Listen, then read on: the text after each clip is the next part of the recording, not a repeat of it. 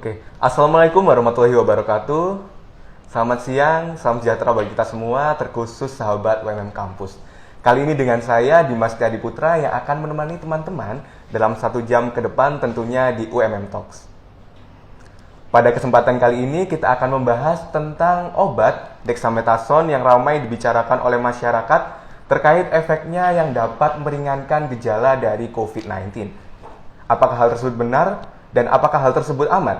Langsung saja kita ke ahlinya. Beliau merupakan dosen saya dari Fakultas Ilmu Kesehatan, Program Studi Ilmu Farmasi, Ibu Apoteker Firasti Agung, Sarjana Farmasi, Magister Bioteknologi. Selamat siang Ibu. Selamat siang Dimas, gimana kabarnya hari ini? Baik sekali. Bagaimana dengan Ibu Vivi? Alhamdulillah, kita bersyukur ya masih bisa ketemu di situasi pandemi kayak gini. Oh ya, saya mau ralat sedikit nih, saya sebenarnya nggak ahli amat gitu ya, bukan expert banget, tapi mungkin di sini kita akan sharing aja sama teman-teman dari sisi akademisi dan apa yang sudah saya ketahui. Juga Dimas nanti mungkin bisa memberikan insight sebagai mahasiswa farmasi untuk itu fenomena ini ya, fenomena COVID ini dan terapi-terapi yang digunakannya gitu.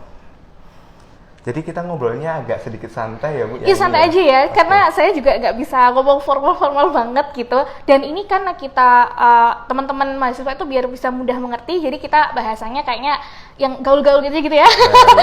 Bukan nggak sopan teman-teman. Iya oke, tapi sopan. Oke benar. Oke. Jadi gitu.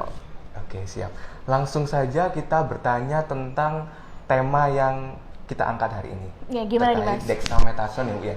Sebenarnya dexamethasone ini indikasinya untuk apa ya Bu? Sebenarnya nih untuk pengobatan itu untuk obat seperti apa dan untuk penyakit apa? Oh gitu itu? Ya. Jadi dexamethasone itu adalah obat golongan kortikosteroid. Namanya golongan kortikosteroid, salah satu obat aja. Jadi satu golongan itu ada banyak macam obatnya.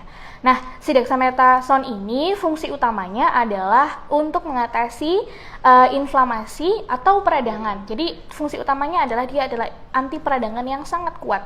Dan dia juga bisa berfungsi sebagai imunosupresan atau menekan sistem imun gitu. Jadi si dexa ini sebenarnya karena dia golongan kortikosteroid, sebenarnya di tubuh kita itu ada Dimas. Jadi di tubuh kita itu ada namanya hormon kortisol yang dia itu fungsinya ya memang sama seperti itu. Jadi di tubuh kita. Nah, tapi pada keadaan tertentu hormon kortisol ini perlu kayak ditambah dari luar gitu ya. Nah, salah satunya adalah dengan dexamethasone ini. Jadi kalau dexamethasone ini minum sama seorang pasien, maka produksi hormon kortisol di dalam tubuh itu akan menurun. Jadi tubuh kita tuh ngerti gitu ya, nggak usah dikasih tahu kortisolnya karena sama, zatnya mirip gitu ya. Jadi di kortisol di tubuh itu akan menurun dengan sendirinya. Itulah kenapa penggunaan dexamethasone itu biasanya kalau mau memberikan itu kalau jangka waktu lama, mau naikkan itu harus pelan-pelan. Jadi kalau mau mengkonsumsi itu, dosisnya itu pelan-pelan dinaikkan supaya tubuh itu nggak kaget. Karena yang awalnya disuplai kortisol dari tubuh, kemudian tiba-tiba hilang, nah gitu. Nanti kalau mau menurunkan juga harus diturunkan pelan-pelan atau namanya tapering dose off. Nah, satu lagi sebentar ya, belum selesai. Nah, si dexamethasone ini kerjanya adalah dia itu menekan gen yang mempengaruhi produksi dari mediator inflamasi. Jadi ada namanya gen lipokortin, dia itu menekan produksi dari gen-gen dari protein-protein yang membantu pada saat tubuh kita tuh mengalami inflamasi. Juga dia akan menekan supaya mediator inflamasi itu nggak lepas, jadi nggak berkembang gitu, sehingga memang sangat bagus efeknya sebagai anti-inflamasi. Nah, penggunaannya untuk apa gitu ya? Penggunaannya untuk apa? Yang pertama tadi karena dia anti-inflamasi, dia dipakai di penyakit radang. Bisa radang tenggorokan, mungkin ada yang pernah diresepin ya kalau sakit tenggorokan dikasih dexamethasone gitu. Bisa juga digunakan untuk radang sendi dan yang lain-lain. Kemudian dia juga digunakan untuk imunosupresan, untuk penyakit-penyakit di mana imun itu menyerang tubuh sendiri gitu. Misalnya pada kondisi lupus gitu, atau pada kondisi yang lain yang imun itu autoimun. Jadi namanya penyakit autoimun di mana imun itu menyerang tubuh kita sendiri.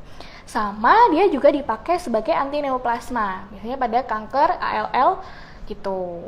Jadi Dexa itu cukup banyak ya manfaatnya dan indikasinya juga cukup banyak. Indikasi itu kayak peruntukannya gitu. Oke, jadi memang dexamethasone ini kegunaannya untuk sebagai antiinflamasi atau anti radang ya Bu ya. Iya, Kemudian sebagai imunosupresan dan juga yang terakhir bisa untuk seperti kanker seperti itu ya Bu ya. Iya, untuk ALL leukemia kayak gitu biasanya Oke, diberikan gitu. seperti itu teman-teman. Nah, sebelum masuk ke fungsi dexamethasone untuk COVID-19, kita akan mereview ulang nih. Apa sih COVID-19 itu, Bu? Nah, orang-orang nih bicara bahwasanya COVID-19 ini hoax.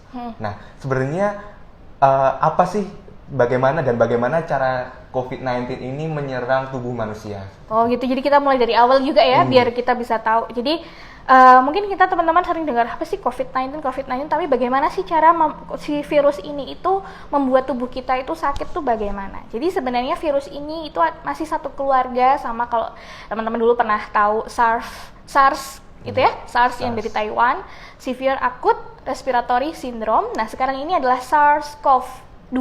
Jadi severe itu parah, akut itu dalam waktu yang cukup singkat, kemudian respiratory syndrome, jadi gangguannya pada pernafasan, virusnya namanya corona gitu ya. Nah, juga mirip dengan si MERS atau Middle East Respiratory Syndrome. Nah, sebenarnya sangat mirip dengan SARS, sekitar 80% gennya itu mirip kalau dilihat dari gennya itu. Nah, yang membedakan adalah tingkat penyebarannya dan tingkat penularannya. SARS-CoV-2 ini sangat mudah menular. Itulah yang menjadi membahayakan. Meskipun kematian rate-nya itu 6% gitu ya, lebih kecil daripada MERS ya, tingkat kematiannya sampai 30%. Tapi kalau semua orang terinfeksi 6% itu gede juga gitu. Jadi kita tetap harus hati-hati. Nah, sekarang kita masuk gimana sih caranya si COVID ini membuat seseorang tuh menjadi sakit gitu ya. Saya bahas dengan bahasa gampang aja ya kali ini kita. Biar teman-teman ini juga tahu gitu. Iya, betul.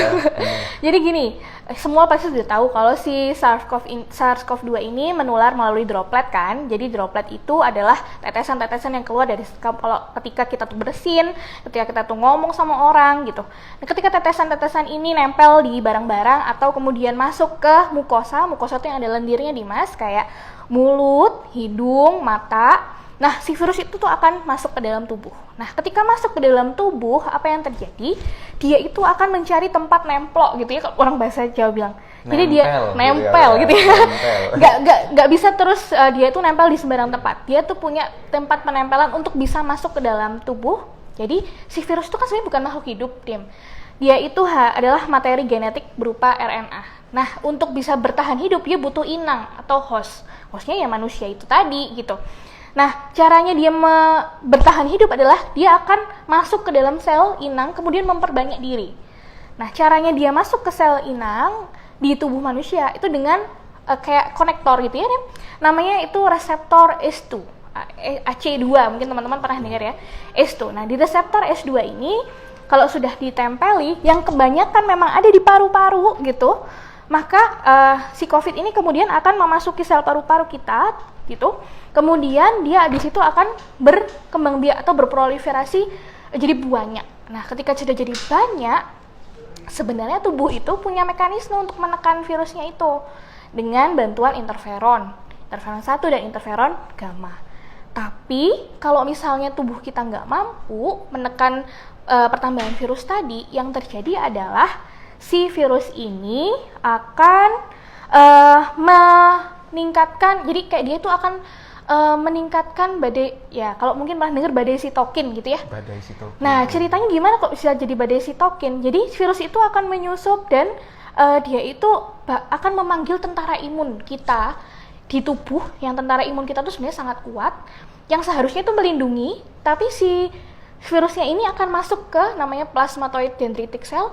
Dia itu akan pura-pura gitu. Jadi akhirnya dia mengambil kayak ayo sini semua datang tentara imun ke tempat yang terinfeksi, yaitu di paru-paru. Nah, itu kayak gitu. Nah, ketika sudah datang di paru-paru, yang terjadi adalah proses inflamasi atau peradangan. Jadi ada yang di paru-paru itu ada yang namanya alveolus, bulat-bulat gitu. Itu adalah tempat pertukaran udara. Jadi udara bersih akan diganti dengan CO2 yang ada pada darah. Nah, si alveolusnya ini akan mengalami gangguan gitu. Jadi ada sel pneumosit 2-nya itu akan diganggu. Akhirnya alveolusnya itu isinya jadi ada cairannya, ada mukusnya, jadi lengket semuanya gitu. Jadi akhirnya pasien itu tidak akan bisa melakukan pertukaran udara. Itulah kenapa gejalanya jadi kayak pneumonia, kayak orang nggak bisa nafas gitu. Nah, pada saat itu biasanya pasien ini akan mulai membutuhkan oksigen bantuan dari luar, atau kalau sudah sangat parah dia harus mendapatkan bantuan ventilator. Mungkin pernah dengar ya. Jadi ventilator itu adalah alat untuk membantu memasukkan udara pada pasien yang tidak bisa mengambil udara sendiri gitu. Jadi gitu, sampai kenapa dia itu kok bisa sampai jadi sakit. Gambarannya seperti orang yang sesak pneumonia itu seperti itu. Jadi dia tuh sebenarnya yang menghancurkan itu adalah sel imun kita sendiri. Ibarat kata si COVID-nya itu pura-pura jadi Pak Satpam gitu ya. Pura-pura jadi Pak Satpam, menyusup ke Pak Satpam itu, Pak Satpam manggil tentara teman-temannya tadi.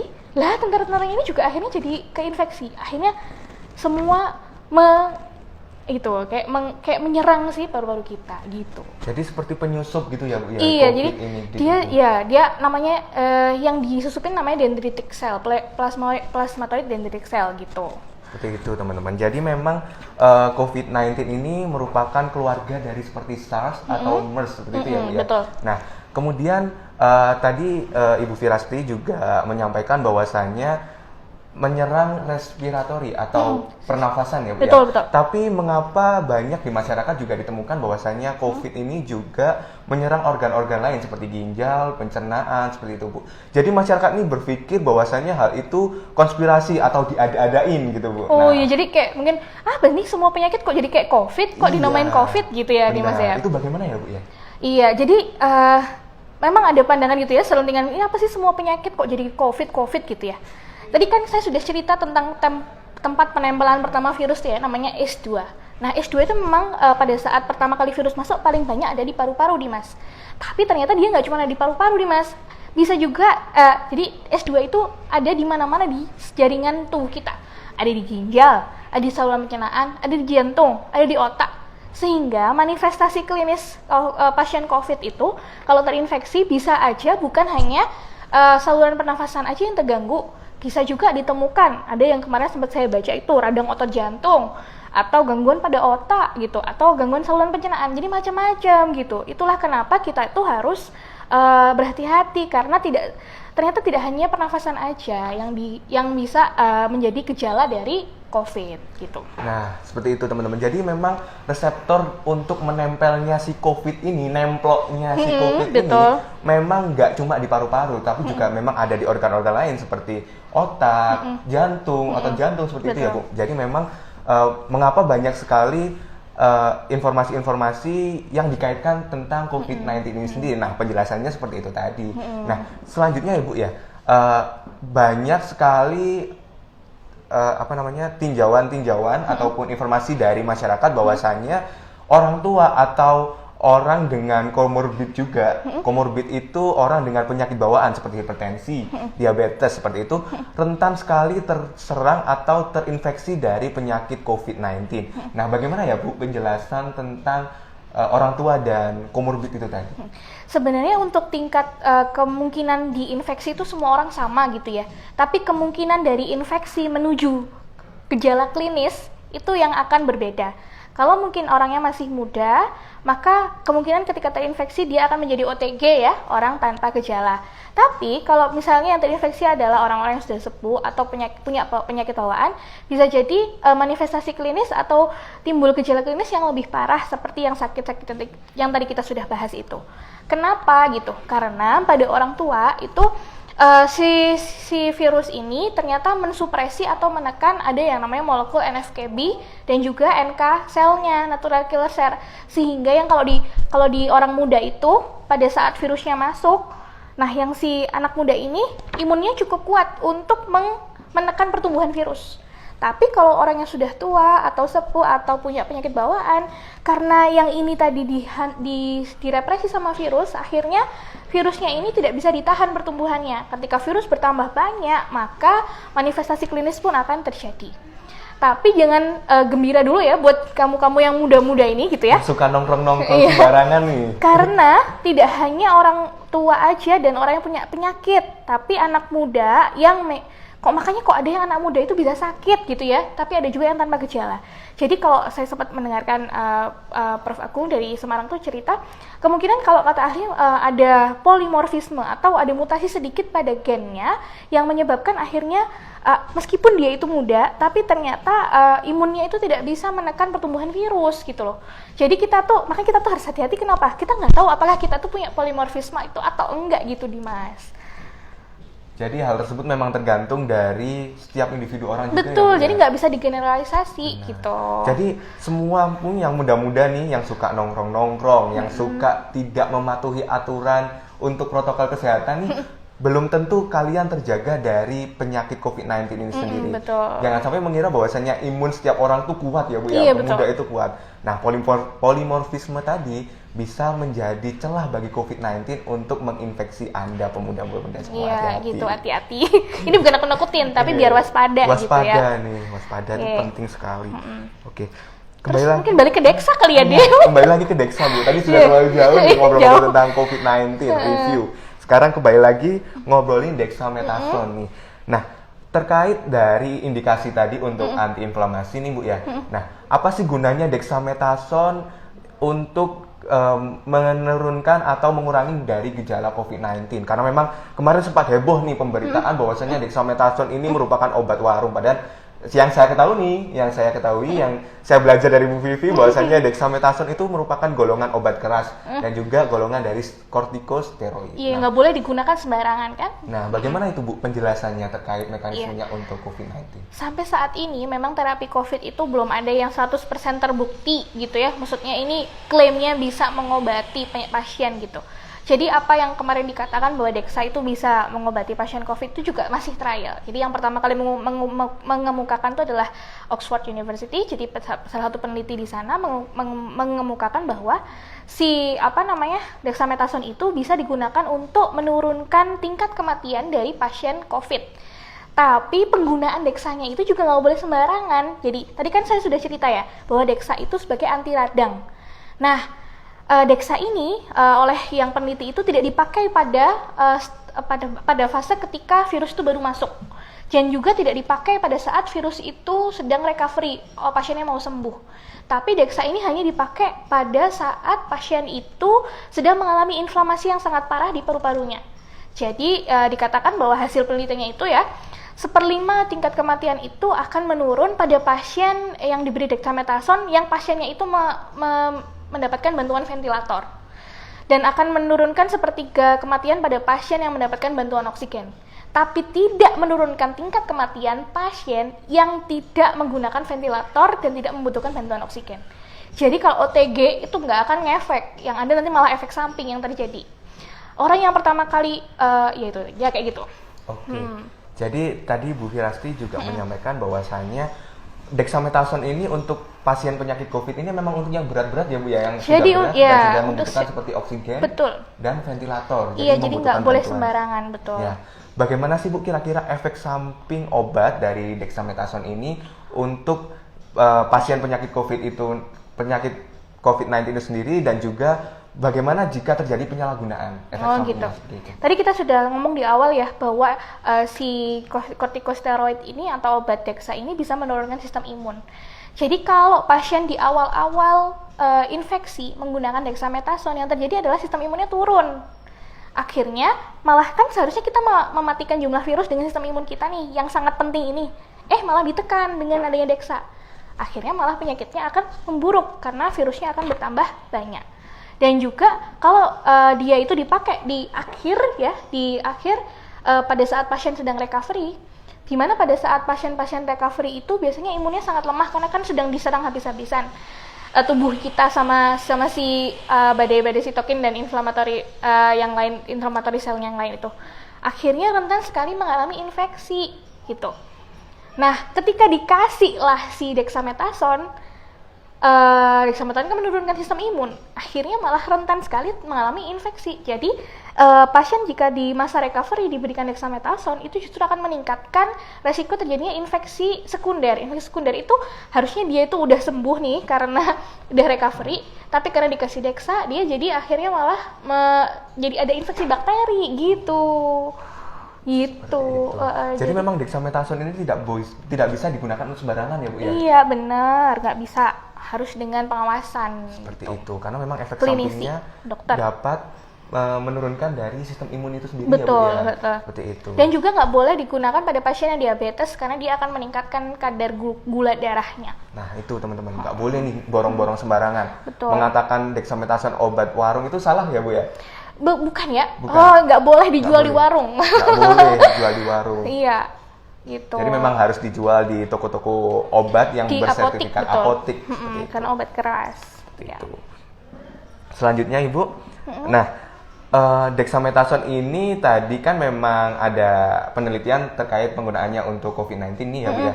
Biasanya di masyarakat ini sering kali disalahgunakan. Nah, itu seperti contohnya disalahgunakan itu seperti apa ya Bu ya? Yang sering Ibu temui nih di masyarakat. Sepertinya Dimas juga udah tahu nih, kode-kode aja dia nggak pura-pura nggak tahu. Ya. Jadi tadi Dimas udah ngomong tentang obat warung itu kan. Jadi karena dia itu efeknya sangat bagus untuk anti radang. Jadi orang sakit itu dikasih apa aja, kayak apa aja sama Dexa itu kayaknya enakan badannya gitu. Akhirnya orang tuh jual kayak rentengan-rentengan yang di warung, yang obat pegelino, obat asam urat itu pasti yang 1.500-an itu loh. Kalau kamu tahu ya mungkin di warung-warung di deso ya Dek ya. Itu ada Dexanya dan itu sebenarnya nggak boleh digunakan sembarangan. Apalagi yang dicampur sama jamu. Jadi kalau orang minum jamu kemudian cespleng gitu rasanya langsung enak. Kemudian nanti kalau nggak minum jadi malah sakit semua. Itu biasanya jamunya ada tambahannya itu tadi gitu. Jadi saya jelaskan dulu ya efeknya Dexa ke metabolisme ya. Pertama dia itu tadi saya sudah bilang bisa meningkatkan kadar gula darah. Jadi pertama dia tidak boleh digunakan untuk pasien yang punya riwayat diabetes. Kedua, si dexamethasone ini bisa menahan natrium ya. Nanti natrium itu akan menahan air. Efek jangka panjangnya jika digunakan terus-menerus akan meningkatkan tekanan darah. Jadi pasien itu bisa akan memiliki resiko hipertensi kalau penggunaan yang sembarangan. Sekali lagi yang saya bicarakan ini adalah penggunaan sembarangan tanpa panduan dari dokter gitu ya, tanpa panduan dokter dan tidak ada pantauan dari rekan-rekan tenaga kesehatan gitu. Kemudian yang ketiga, dexamethasone itu bisa melakukan redistribusi lemak. Itulah kenapa kalau orang minum Dexa itu lebih gendut gitu kelihatannya kalau jangka panjang. Atau bisa terjadi moon face gitu ya. Moon face tuh mukanya bulat seperti bulan gitu. Bukan cantik seperti bulan bukan. Tapi itu karena efek samping obat, betul. Kemudian yang selanjutnya adalah ya dia bisa menurunkan sistem imun. Jadi pasiennya itu akan lebih mudah sekali terserang infeksi bakteri. Lambung juga akan lebih mudah sakit, mengalami gastritis. Kemudian lagi jika diberikan pada anak kecil ya terutama itu harus hati-hati jika tidak ada keperluan dan tidak ada resep maka nggak boleh karena dia akan menghambat pertumbuhan tulang. Jadi kalau di orang dewasa dia akan meningkatkan resiko osteoporosis gitu. Jadi kalau orang yang tadi jamu-jamu tadi kalau terus-terusan ya lama-lama akan osteoporosis juga. Kemudian ada satu sindrom namanya Cushing syndrome yang itu adalah khusus sindrom yang digunakan yang dipanggil gitu ya, sindrom khusus untuk ketika pasien itu mengalami kebanyakan atau long term usage of dexamethasone. Jadi dia itu bisa mengalami stretch mark dia. Jadi stretch mark ya. Jadi stretch mark itu kayak gini. Pernah mungkin yang cewek-cewek ya, ada lotion pemutih tuh Dim. Oh iya. Yang putihnya kilat banget sampai 2 minggu. Nah, 2 minggu kilat putih. Nanti coba dilihat kalau terus-menerus dipakai sebulan kemudian, pasti kulitnya tuh akan pecah-pecah gitu. Nah, itu pasti ke lotionnya itu ada corticosteroidnya. Nah, itu. Jadi itu salah satunya. Kemudian ada kalau yang krim malam itu biasanya ada kalau yang pakai krim malam terus ada warna merah-merah nih. Merah-merah ada kayak pembuluh darah yang timbul-timbul. Nah, itu juga adalah penggunaan corticosteroid yang berlebihan. Juga lagi kalau dilepas krim malam lagi masih krim ya ngomongin krim, abis dilepas kemudian malah beruntusan akne. Nah itu juga bisa terjadi salah satu tandanya abis kebanyakan dari corticosteroid. Abis itu tandanya lagi ada buffalo hum. Buffalo hum tuh di sini ada punuknya kayak Mike Tyson gitu. Jadi itu adalah salah satu tanda orang ini kebanyakan corticosteroid atau penggunaan corticosteroid jangka panjang. Nah, kemudian dia itu, cukup banyak kan efek sampingnya. Jadi kita tuh harus hati-hati. Tadi kan saya sudah bilang kalau kortikosteroid ini sebenarnya dexamethasone ini mimik atau meniru hormon kortisol dalam tubuh kan. Jadi ketika menggunakan untuk jangka panjang itu sebaiknya ketika mau menaikkan dosis itu harus pelan-pelan dan menurunkan tuh harus pelan-pelan juga. Kalau tiba-tiba dipotong aja, maka akan ada efek balik atau efek namanya withdrawal symptom. Jadi orang misalnya yang jamu tadi kasusnya, ketika minum itu enak banget, terus menerus minum, tapi ketika dihentikan tubuhnya akan sakit semua. Nah, itu namanya withdrawal symptomnya dari si dexamethasone ini. Jadi nggak boleh ketika digunakan jangka panjang, itu biasanya kalau dokter pasti akan melakukan reducing dose, pelan-pelan diturunkan dosisnya gitu. Jadi gitu teman-teman. Nah, obat dexamethasone ini sebenarnya itu aman ya kalau memang sesuai indikasi medis yang karena jelas. emang dia kuat banget efek anti-inflamasinya gitu. Memang sangat bermanfaat nih, karena memang kan obat-obatan itu sebenarnya adalah racun ya Bu ya, tapi dosisnya nih yang membedakan. Betul. Dan bagaimana cara penggunaannya yang tepat. Iya, itu ya, kata-katanya Paracelsus ya. Kata-kata Paracelsus itu yang saya kutip itu. Seperti Jadi, itu. Every substance, semua bahan atau senyawa itu adalah poison, tapi yang menentukan apakah dia itu obat atau poison adalah kadarnya atau jumlahnya gitu. Kadarnya. Jadi itu merupakan ilmu dasar dari seorang apoteker, farmasis itu ya Bu betul. ya. Nah, seperti itu teman-teman. Kemudian memang nih dexamethasone tadi aman jika sesuai indikasi medis. Itu hal yang disampaikan oleh Bu Firasti tadi juga bisa menjadi informasi buat teman-teman ketika orang tuanya mungkin yang sudah sepuh sering menyuruh untuk membelikan obat-obat jamu-jamu yang di warung itu tadi ya, atau jamu yang tadi kita nggak ngerti itu beneran jamu atau enggak itu. Nah, itu bisa dicurigai teman-teman itu, karena memang efeknya itu sangat berbahaya sekali ya, seperti Moonface ataupun tadi Sterzma kalau mungkin di lotion atau krim seperti itu ya Bu ya. Seperti itu. Jadi memang harus diwaspadai dan penggunaan dexamethasone harus sesuai dengan indikasi medis itu tadi. Kemudian selanjutnya Ibu ya, kita bicara tentang vaksin. Vaksin ini ditunggu-tunggu nih Bu di masa pandemi COVID-19 ini. Nah, bagaimana sih jenis proses penemuan dari vaksin dan apa saja jenis-jenis dari vaksin itu sendiri? Jadi saya mungkin ini karena semua mungkin menunggu ya terapinya ini masih clinical trial, vaksinnya kapan, sampai kapan kita kayak gini gitu ya Dim ya. Jadi memang sampai saat ini kita masih terus seluruh dunia sama-sama berlomba untuk membuat vaksin, termasuk Indonesia ya. Jadi ada beberapa jenis vaksin gitu. Jadi kalau dibilang mungkin ada yang mengatakan bahwa ada teori konspirasi, nggak mungkin lah vaksin tiba-tiba ada tahun depan, kok cepet banget gitu. Karena vaksin itu jenisnya juga macam-macam. Jadi dan bisa kita itu melakukan percepatan ketika masa pandemi. Contohnya nih ya, vaksin, saya cerita tipe-tipe vaksin dulu ya. Jadi vaksin itu pertama ada vaksin dari virus yang dilemahkan. Jadi virus yang dilemahkan dimasukkan dalam tubuh manusia untuk meningkatkan antibodi gitu, untuk meningkatkan tubuh antibodi manusia sehingga nanti ketika terserang lagi tubuh kita sudah punya tentaranya. Yang kedua, vaksin yang menggunakan vektor atau pembawa virus yang lain gitu. Jadi salah satu materi genetik dari si COVID ini dibawakan ke virus yang lain yang tidak infeksius untuk kemudian membawa dan meningkatkan sistem imun di dalam tubuh. Yang ketiga, vaksin berbasis materi genetik. Jadi sebagian dari DNA atau RNA virus itu dibawa untuk dimasukkan dalam tubuh untuk meningkatkan materi genetik. Kemudian yang keempat ada virus berbasis protein. Virus berbasis protein itu kan virusnya itu cukup aja, virusnya kayak kecil, tapi diambil secuplik aja protein yang dia itu mampu meningkatkan sistem imunnya. Jadi satu jenis protein aja yang dia itu akan memboosting imun tubuh kita. Nah ini kemarin di farmasi ada yang melakukan ini, Dr. Hidayah Rahmawati. Ya beliau itu termasuk disertasinya kemarin tentang vaksin epitope, jadi berbasis protein gitu. Nah itu tidak efek sampingnya sedikit karena kan cuma protein yang dimasukkan, jadi bukan virusnya yang secara besar itu. Nah kemudian ada juga vaksin yang dia itu di repurpose, jadi sebenarnya vaksinnya bukan buat vaksin penyakit itu, tapi ternyata memberikan efek, jadi kayak diuji lagi gitu. Kayak kemarin BCG, tahu ya vaksin BCG untuk TBC itu loh Dek, yang kita waktu kecil-kecil disuntik dan menyebabkan bekas. Nah, ternyata ada penelitian yang menyatakan bahwa negara yang divaksin BCG itu tingkat infeksi COVID-nya itu rendah gitu. Akhirnya BCG kemudian diuji lagi untuk penyakit COVID gitu.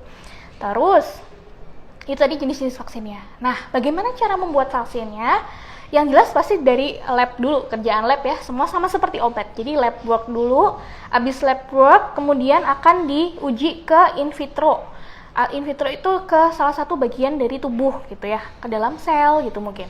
Kemudian akan diuji ke seluruh tubuh, ke seluruh tubuhnya dibagi atau in vivo dibagi jadi preklinik, diuji dulu ke hewan, baru diuji ke manusia. Jadi nggak boleh dari lab tuh langsung ke manusia tuh nggak boleh. Jadi harus melalui pengujian preklinik baru klinik. Nah, klinik pun dibagi 3 fase gitu. Jadi cukup bertahap. Yang pertama adalah fase 1 itu untuk mengetahui apakah vaksin ini aman. Jadi diujinya ke orang sehat, jumlahnya sedikit.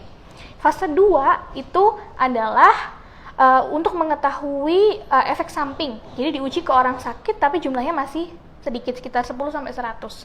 Nah, fase 3 ini yang menentukan apakah vaksin itu bisa dirilis atau enggak. Cara ya dia akan melihat efikasinya. Melihat efikasi itu apa ya Dimas bahasa Indonesianya? Kemampuannya itu benar enggak, bisa enggak gitu. Nah, itu jadi ada fase 1, 2 dan 3. Baru bisa dilepaskan ke pasaran. Bahkan nih yang saya ketahui ini ketika sudah masuk pasaran ini masih dievaluasi lagi ya Bu ya? Iya, ada fase 4 namanya post marketing surveillance gitu ya. Jadi masih dievaluasi lagi keamanannya dan itu tanggung jawab kamu juga nih calon-calon apoteker selanjutnya gitu. Itu teman-teman. Jadi memang beberapa vaksin itu terbuat dari yang sudah disebutkan Ibu Firasti tadi dan prosesnya itu cukup panjang. Bahkan minimal itu butuh berapa tahun ya Bu untuk kalau obat itu biasa sampai puluhan tahun nih Dimas gitu. Puluhan tahun. Vaksin juga biasanya sampai bertahun-tahun gitu. Tapi kok dalam masa pandemi itu bisa dilakukan percepatan jadi fase 1 dan fase 2 itu bisa digabung. Fase 2 dan fase 3 itu bisa digabung. Nah, sampai saat ini kalau saya update nih, barusan kemarin malam saya cek dan semua uji klinis itu bisa dilihat ya. Jadi ini bukan konspirasi ya, bukan. Jadi bukan kok bisa sih vaksin itu segitu cepatnya bisa tercipta ya. Semuanya melewati tahapan-tahapan yang sudah ada dan itu semua di open di clinicaltrial.gov. Jadi ada situs yang membuka tentang uji klinis gitu ya. Dan saat ini ada 145 vaksin di dunia yang sudah diciptakan untuk COVID gitu ya. Dibuat di arrange untuk COVID dan 20-nya sudah masuk ke uji manusia. 20-nya udah masuk ke uji klinis gitu. Jadi dia dikatakan sekitar tahun depan itu akan siap. Nah, Indonesia sendiri juga kita nggak kalah ya berkontribusi dalam pembuatan vaksin ini. Jadi Bio Farma sama Eijkman Molecular Biology itu berjanji gitu ya bahwa akan menyiapkan vaksin juga dan insya Allah akan siap 2022. Gitu. Jadi kita bukan hanya negara konsumen, tapi kita juga produsen ya. Karena ternyata kita tuh juga mampu. Kita tuh nggak bisanya gitu nggak. Kita tuh pinter-pinter kok orangnya asal mau gitu. Ya, memang seperti itu ya Bu ya. Jadi memang vaksin ini bukan konspirasi, apalagi yang ada setahun. Nah, memang dalam proses percepatan itu ya, karena pandemi itu betul. Karena memang kan kita sudah menanti-nanti terkait kehadiran dari vaksin itu. Ya, caranya dengan mempercepat beberapa fase ataupun menggabungkan fase 1, kedua atau 2, ketiga gitu. Itu teman-teman. Jadi jangan menelan informasi-informasi mentah-mentah gitu. Seperti yang Ibu Firasti sampaikan tadi bahwasanya penelitian itu di-share ya Bu ya? Iya, semua jurnal clinical trial itu semua ada open access apalagi sekarang ya. Jadi kamu nggak perlu bayar untuk lihat artikel-artikelnya, itu ada semua di internet. Jadi jangan malas mencari info sih gitu. Mentang-mentang kita dapat info gratisnya dari YouTube atau dari berita yang ternyata hoax gitu ya. Sementara kita sebagai akademisi malah mengesampingkan info yang benar gitu. Nah, ini tugas-tugas teman-teman sebagai sebagai mahasiswa untuk membawa opini yang sehat gitu kepada masyarakat, bukan dengan opini yang jadi nggak sehat tadi gitu Dimas. Nah, itu pesan dari Ibu Firasti terkait hoax-hoax atau perkataan konspirasi yang menuduh mungkin tenaga kesehatan melakukan konspirasi seperti itu ya. Itu. Jadi teman-teman bisa search atau mencari informasi yang lebih jelas dan lebih tentunya lebih akurat. Betul. Nah, di web-web yang menjelaskan terkait penelitian itu tadi, seperti itu. Nah, kemudian selanjutnya Ibu, bagaimana perkembangan vaksin dari COVID-19 itu sendiri saat ini? Itu tadi, saya udah cerita yang tadi 145 jenis vaksin sudah ditemukan, terdiri dari berbagai macam yang tadi saya juga sebutkan. Yang paling ramai memang yang Amerika tuh, yang Moderna itu, tapi ada juga ya setiap negara semua berlomba-lomba. Yang harus kita hilangkan menurut saya adalah bukan nasionalisme boleh sih, tapi mungkin kayak egoisme gitu, karena sekarang seluruh dunia butuh gitu, jadi kita harus mau sharing dan kolaborasi gitu. Jadi termasuk si Bio Farma dan Eijkman itu juga melakukan, LIPI juga melakukan kolaborasi dengan Jepang contohnya. Jadi kita tidak bisa menutup semua akses bantuan dan informasi gitu mungkin, untuk sama-sama satu dunia ini biar bisa vaksin itu segera terwujud gitu. Seperti itu teman-teman. Jadi memang kita juga sedang melakukan proses untuk penelitian dan pengujian tersebut ya. Jadi ditunggu saja terkait vaksin itu tadi. Jangan cuma nunggu ya. Iya, kamu ini adalah calon-calon penerus ya, yang harusnya bisa membuat vaksin-vaksin di masa yang akan datang. Oke, gitu. Itulah pesan dari Bu Vivi untuk pemuda dan saya juga. Iya, ya. Dimas juga. Oke. Nah, untuk saat ini nih, kita kan tadi juga berbicara tentang menunggu vaksin ya Bu ya, dan juga terkait terapi mungkin seperti dexamethasone. Nah, untuk saat ini apakah memang belum ada terkait terapi atau vaksin yang memang untuk mengklaim nih Bu, untuk mengklaim untuk pengobatan penyakit COVID-19 itu sendiri? Apakah memang belum ada? Iya, jadi gimana ya, kalau kita mau melakukan klaim itu maka harus lulus dulu. Klaim obat itu harus lulus dulu dari clinical trial atau uji klinis fase 3. Tapi pada kenyataannya sekarang semua obat yang sedang digembar-gemborkan sebagai obat COVID itu juga semuanya masih clinical trial. Termasuk kemarin kan rame hidroksikloroquine, chloroquine, kemudian remdesivir yang di Amerika gitu. Semuanya itu masih uji klinis, dan masing-masing itu punya efek sampingnya masing-masing, sehingga tidak boleh kita sebagai masyarakat awam itu mengkonsumsinya secara bebas dan sembarangan. Jadi harus dengan panduan dari dokter dan teman-teman tenaga kesehatan gitu ya, gitu, dengan monitoring gitu, nggak boleh sembarangan. Seperti itu teman-teman ya. Jadi cukup jelas terkait informasi tentang terapi-terapi yang ada untuk pengobatan dari pasien penyakit COVID-19 ini sendiri ya Bu ya. Nah, ini ada beberapa pertanyaan Bu dari teman-teman sahabat UMM Kampus nih. Salah satunya ada @rahmat_rh.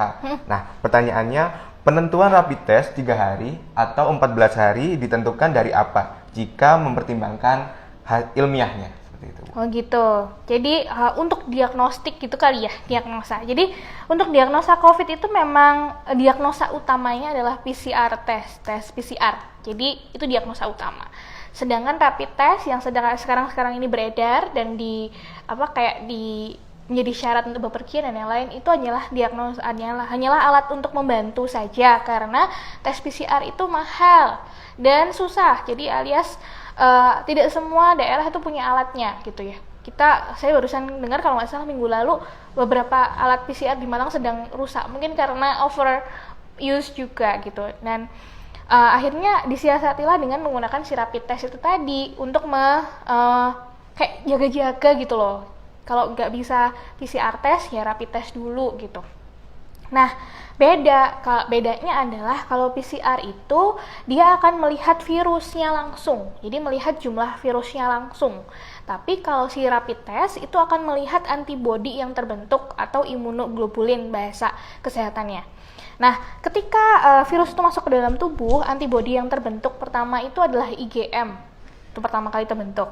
Itu nanti sekitar hari ke-7 dia akan meningkat agak tinggi. Kemudian setelah IgM ada antibodi lagi yang akan naik yang menyimpan memori imun, jadi namanya memori imunitas atau menyimpan tentara imun, itu namanya IgG. Jadi di rapid test itu ada 2. Kalau teman-teman lihat nanti ada IgM, ada IgG. Nanti kalau kalau IgG dan IgM-nya positif, kemungkinan memang sedang ada infeksi sehingga antibodinya itu meningkat. Tapi kalau IgM-nya positif, IgG-nya negatif, kemungkinan infeksinya sedang pada tahap awal gitu. Jadi IgM-nya belum terbentuk. Kalau misalnya IgG dan IgM-nya negatif, Bu, tapi setelah dicek PCR kok ternyata positif gitu ya. Yaitu keterbatasan dari rapid test. Jadi karena dia baru bisa menunjukkan jumlah antibodi pada hari ke-7.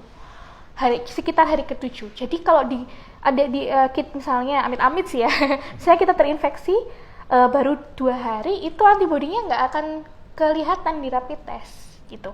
Tapi itu bisa dilihat oleh PCR. Seperti gitu. itu. Jadi kalau yang rapid test negatif biasanya diminta untuk mengulang 10 hari kemudian. Kalau misalnya dengan gejala gitu. Oke, jadi saya juga pernah membaca nih Bu, ya terkait HIV ini, bahwasanya HIV itu juga ada periode jendela untuk pertama kali terinfeksi dan baru terdeteksi oleh ketika pengetesan. Apakah hal tersebut juga serupa dengan rapid test yang dilakukan COVID-19 Iya, ini? tergantung lagi ke apa yang dites gitu. Kalau ditesnya itu ke virus langsung dengan PCR, saya kira nanti akan ketemu. Tapi kalau yang dites itu adalah produk dari tubuh kita yang merespon virus, nah itu bisa jadi ada jeda waktu tadi yang tadi kamu sampaikan itu, gitu. Cukup informatif sekali. Memang kan masyarakat atau teman-teman juga bingung Bu terkait rapid test ini apakah memang akurat atau enggak. Nah, iya, jadi membantu sih gitu, membantu karena kita nggak bisa mengakses PCR kan saat ini gitu. Jadi apalagi yang bisa kayak diikhtiarkan gitu ya, selain dengan melakukan rapid test gitu ya. Tapi memang ada kekurangan itu tadi, kalau dia mungkin ya tidak sensitif gitu. Begitu. Dan mungkin juga ada pengotor misalnya ya kayak gitu deh gitu. Dan memang untuk tes PCR sendiri ini mahal ya, cukup mahal ya Bu ya? Iya, sekitar jutaan ya. Jutaan, karena memang langsung melihat dari virusnya itu Iya, sendiri jumlah ya, Bu, virusnya ya? langsung. Seperti itu. Oke, untuk pertanyaan selanjutnya juga ada dari @ndsf_16. Itu pertanyaannya, kalau penggunaan Cortidex untuk penyembuhan alergi yang isinya dexamethasone, apakah efek yang diberikan juga sama dengan dexamethasone? Apakah tetap boleh tapi dengan kadar khusus? Oh iya, saya lupa tadi ya. Jadi salah satu efek dari indikasi dari penggunaan dexamethasone itu juga bisa untuk anti alergi, karena salah satu mediator inflamasi itu namanya sel mast. Dia itu kalau pecah akan mengeluarkan histamin yang memediatori terjadinya reaksi alergi. Sehingga penggunaan dexa itu juga sangat membantu pada penyakit alergi gitu. Nah, penggunaan Cortidex itu nama dagang ya, untuk mengatasi alergi ya sama seperti penggunaan dexamethasone untuk antiinflamasi. Jadi tidak boleh sembarangan dan seharusnya tidak boleh tanpa resep dokter itu. Jadi memang harus menggunakan obat keras kan gitu. Jadi mungkin kalau misalnya alergi bisa menggunakan antihistamin ya, yang antihistamin yang bukan golongan antihistamin itu anti alergi yang bukan golongan kortikosteroid. Jadi ada golongan yang lain yang dia itu obat bebas gitu. Jadi bisa dibeli tanpa resep dokter. Nah, mau tahu ya silahkan tanya ke apoteker masing-masing di apotik gitu ya, Dim. Karena memang apoteker itu juga mempunyai kekhususan untuk bisa melakukan KIE ya Bu ya. Jadi Iya, teman-teman betul. itu juga bisa bertanya-tanya ke apoteker terkait obat apa sih yang cocok digunakan terkait kondisi yang dialami oleh teman-teman. Jadi tentunya apoteker juga tidak mungkin memberikan semua medikasi tentang obat-obat seperti obat keras seperti itu. Nah, memang untuk apoteker dan tenaga medis atau tenaga kesehatan sumpah lain, kita nggak boleh menyalahgunakan keilmuan itu. Seperti itu teman-teman. Jadi teman-teman juga punya hak untuk berkonsultasi kepada apoteker terkait obat yang cocok buat teman-teman. Betul banget. Oke. Yang terakhir Ibu ya, pertanyaan terakhir dari Firmansyah 26. Terapi konvalesen kapan mulai boleh digunakan dan sampai kapan terapi ini sudah tidak bisa digunakan? Terapi convalescence itu kan sebenarnya mengambil plasma ya. Prinsipnya itu mengambil plasma pasien yang sudah pernah terinfeksi COVID untuk kemudian dibawa atau dimasukkan ke pasien yang sedang terinfeksi. Nah, jadi sebenarnya itu memindahkan antibodi secara kasarannya itu begitu. Jadi memindahkan antibodi. Jadi terapi ini itu akan berfungsi banget untuk pasien, untuk menekan pertumbuhan jumlah virus pasien. Jadi menekan viral load-nya itu supaya tidak naik. Tapi kalau misalnya pasien itu sudah mengalami reaksi inflamasi, terapi konvalesen ini saya kira mungkin agak kurang agak kurang efektivitasnya, karena dia tidak akan bisa mengobati inflamasi itu tadi gitu. Jadi ya mungkin ada bantuan yang sel beta yang lain gitu ya, tapi dia tetap butuh untuk mengurangi inflamasinya itu tadi. Jadi menurunkan viral load itu adalah indikasi utama dari si terapi konvalesen itu. Oke, jadi seperti itu teman dari jawaban dari Ibu Firasti. Nah, kita sudah berbincang-bincang hampir 45 menit, Bu. Informasi yang sangat seru nih. Nggak terasa. Sangat seru sekali karena memang informatif dan memang sangat terjadi banyak sekali informasi-informasi yang tidak jelas di masyarakat, betul. Bu. Jadi memang masyarakat menjadi meremehkan ataupun tak acuh seperti itu, Bu. Satu lagi ya, Dim ya. Belum lupa. Jadi orang yang sudah terinfeksi COVID itu kan punya antibodi di tubuhnya. Nah, ada penelitian terbaru yang menyatakan, bukan nakut-nakutin juga, bahwa antibodi itu bisa menurunkan, harusnya kan dia kebal nih. Ternyata pada COVID itu antibodi ini bisa menurun dengan cepat.